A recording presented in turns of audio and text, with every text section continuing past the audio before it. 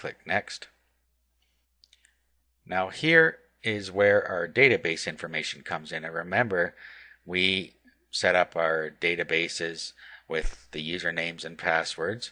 So all we have to do now is put all that information in here. So let's go back just to get it from our control panel. Settings. So here's what we use here. This is our database name. So we'll just copy that whole string. And then we'll put that in the database name. And our username's the same. If we go back and look, we'll see that our username is exactly the same. So we will paste that in username. Our password was password.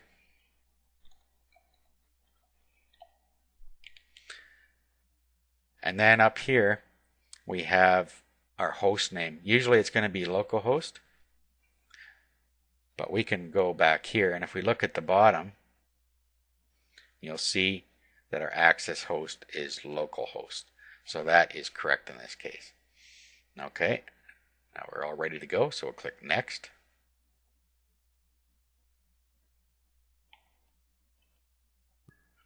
Now here we can enter our FTP username and password that has authorization to the Joomla directory, and this allows it to do the file manipulation that it wants to do.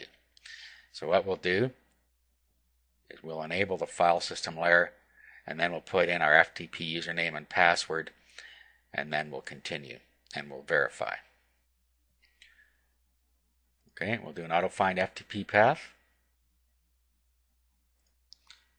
And then we can verify, although it told us they already are verified.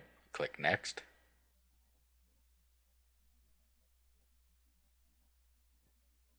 And here is where we give the details of our site.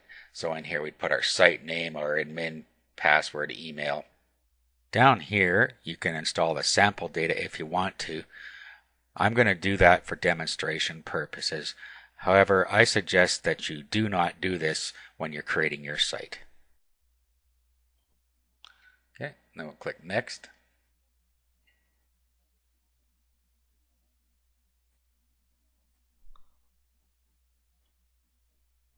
Okay, and now we have a message here to delete the installation directory. So let's go to the cPanel and delete the installation directory. Just click on it and then click Delete Folder and All Contents. And that's gone. Okay, we can click on Site now, and it shows us the site as it sits right now with the sample data in it. And there it is.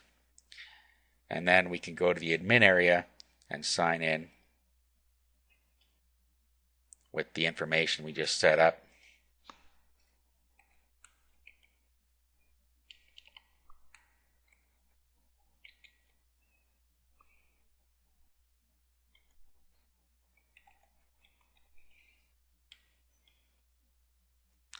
Log in. And we're back in our administration area. Okay, so that's how you can set up Joomla from the files you get from the site. Now just a note that there is another way to do it. You can use Fantastico from your cPanel, and I'll just show you that really quick here. From our cPanel, we just go to Fantastico.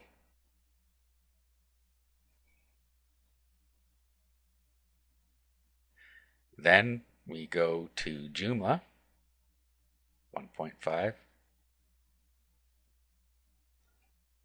Okay, we create a new installation. And then we just fill out the forms here and continue, and it will install Joomla. It'll do everything we just did all by itself. So this, of course, is an easier way to do it if you have Fantastico. But I showed you the manual way because it's a little more complex and you may not have access to the cPanel on your server.